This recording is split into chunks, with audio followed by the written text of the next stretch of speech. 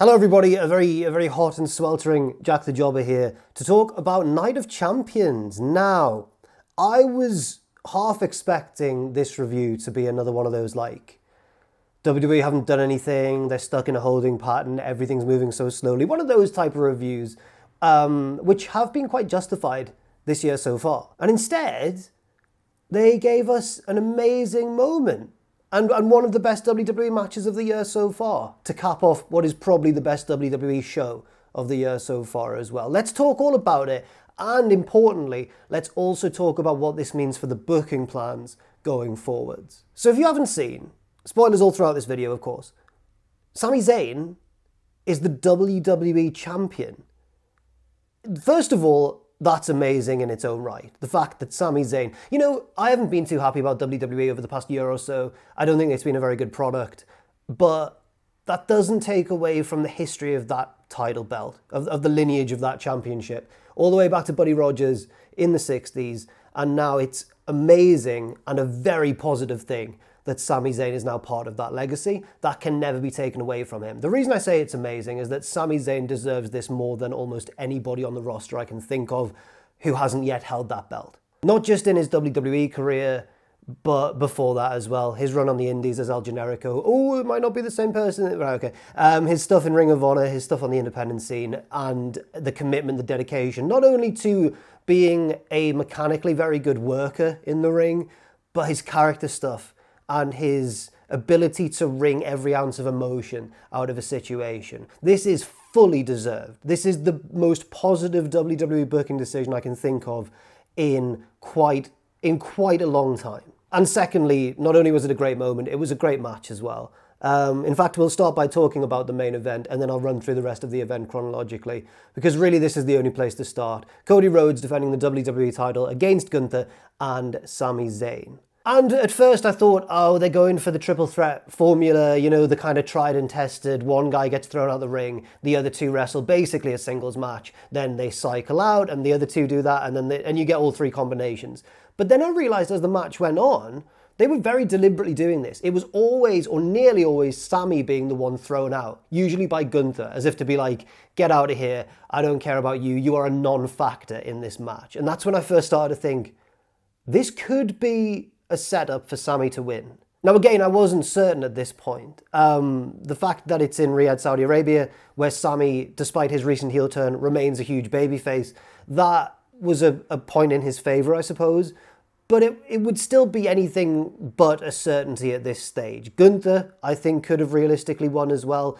Cody retaining seemed definitely the safest way to go, but I also think that would have been by far the least imaginative booking decision as well, and I'm glad they avoided it. This gives Cody's character a new direction to go in as well, by the way, remember. Losses are not necessarily a bad thing. And then as the match wore on, and we got quite a lot of really good moments, apart from the AAA match, the mask match, the Lucha de Apuesta.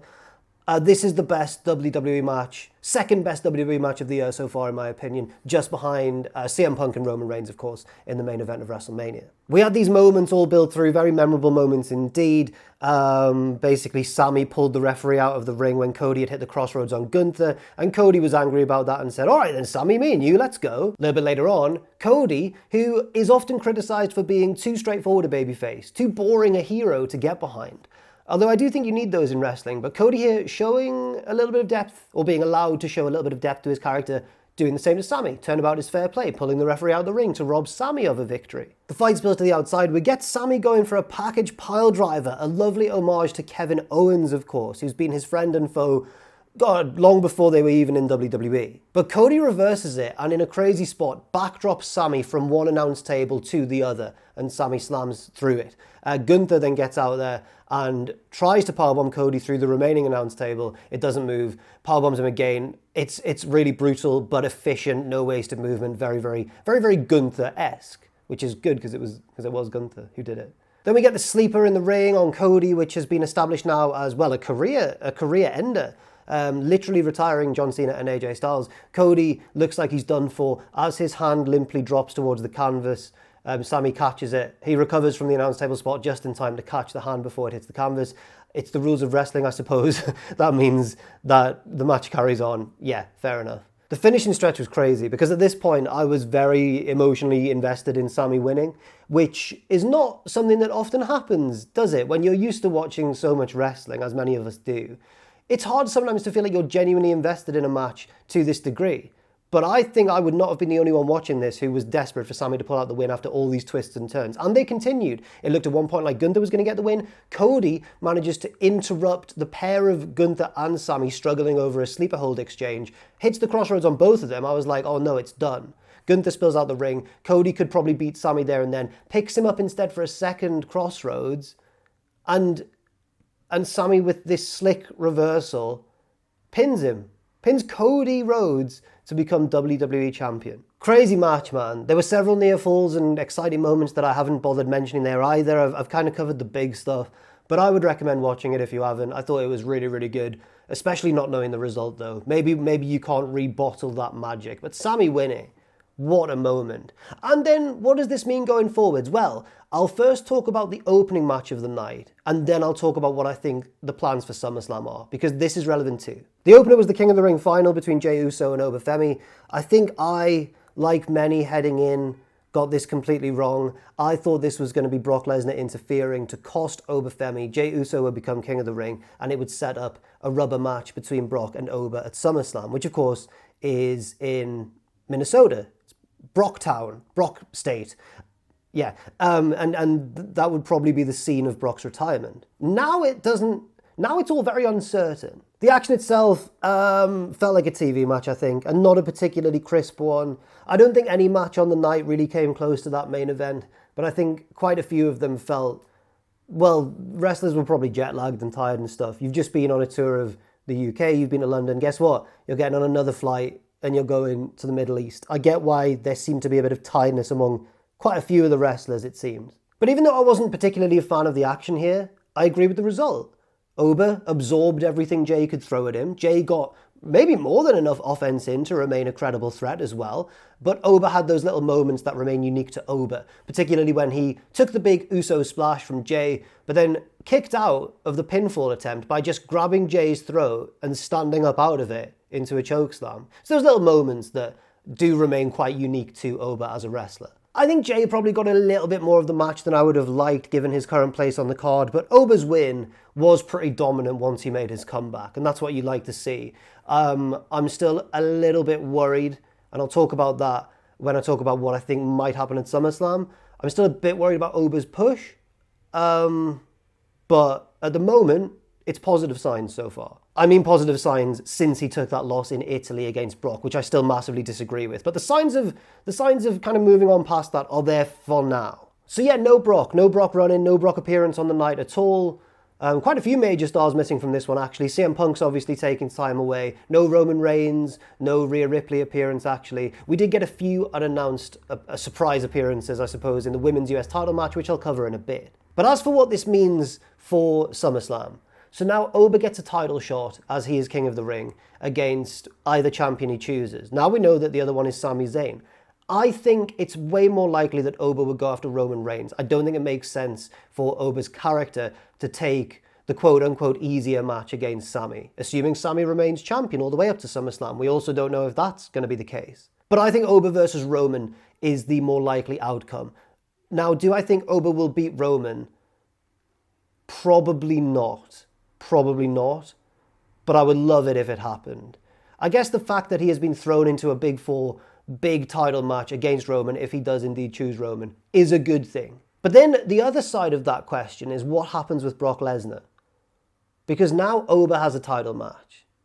So Brock's not going to be his opponent, unless Brock wins one of those titles before SummerSlam, but I think that's a stretch. God, imagine if that happens. Oh no. But what does Brock do? Well, maybe this is where we get the Brock-Gunther match that was rumoured before he came back to beat Oba Femi in their rematch. We thought, well, Oba's beaten Brock.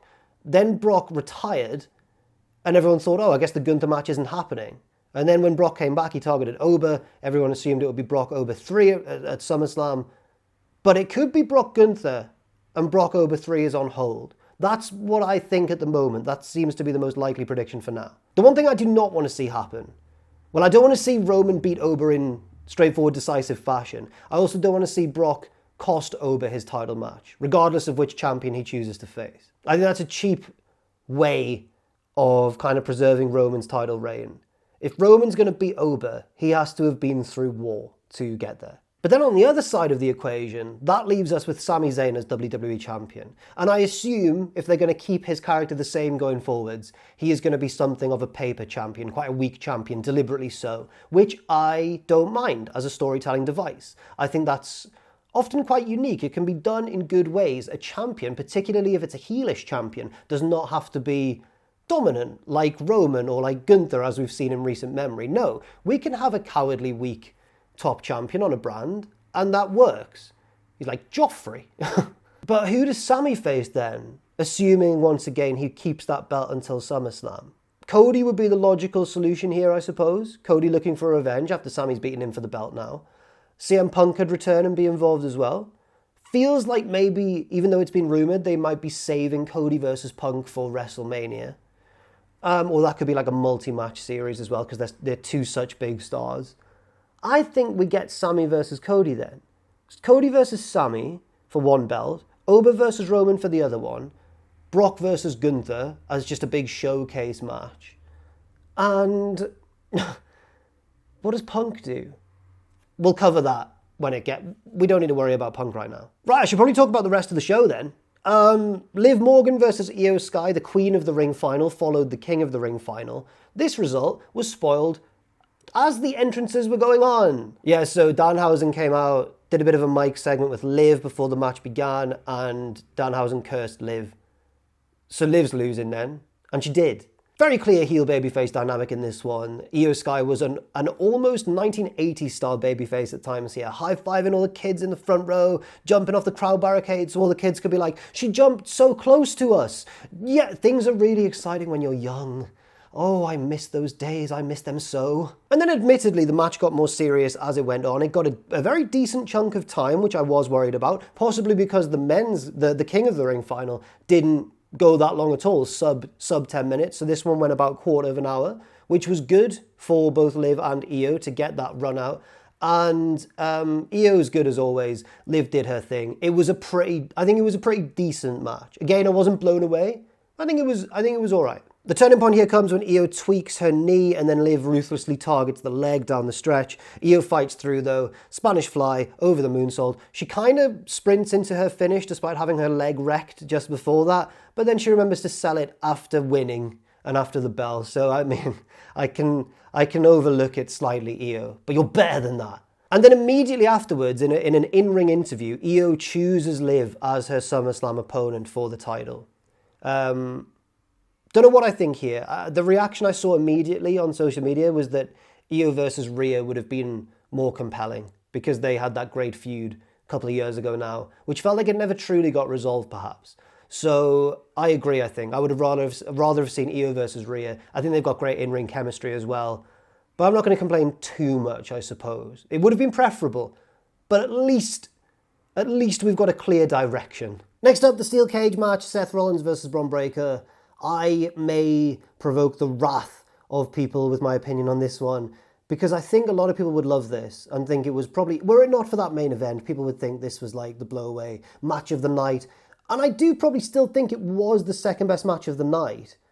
I just don't really like what happened. Both guys tried their best. They really gave it their all. There was a lot of intensity and trash talk and trying to make this feel like a moment. There were some big spots as well, most notably the superplex from the top all the way down into the ring below, putting Bron through a table. Bron very unfortunately got I think hit by the table as it folded around him, and then he was gushing blood from then on, but carried on and looked like a badass in the process. But at the same time, I did have my issues with this, which weren't really to do with the performances of the wrestlers or the moves in the ring, but more the booking and the direction of the match and the storyline and what it was trying to tell us. Basically, what I think's happening here is that they are setting up Bron Breakker for a babyface turn because he looked really strong here in defeat. I am sick of up-and-coming talents looking strong in defeat. So after they've gone back and forth, they've hit each other with weapons, Seth's done the big spot through the table. Braun has, in quite cowardly fashion, tried to exit the cage through the door, taking the easy way out. Seth catches him before he can do so, grabs him in like a chin lock, and is about to drag him back into the ring to like finish the match the right way. And Seth just starts saying aloud the story that they're trying to tell through the action of the match.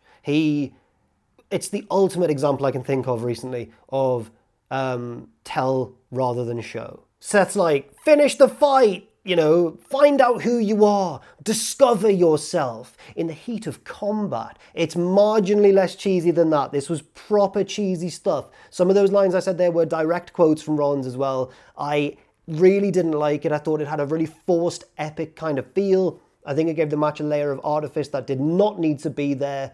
I understand this is for children and I'm taking it way too seriously, yes. But yeah, so Braun does go back in and loses. And the way they did the finish as well was weird too.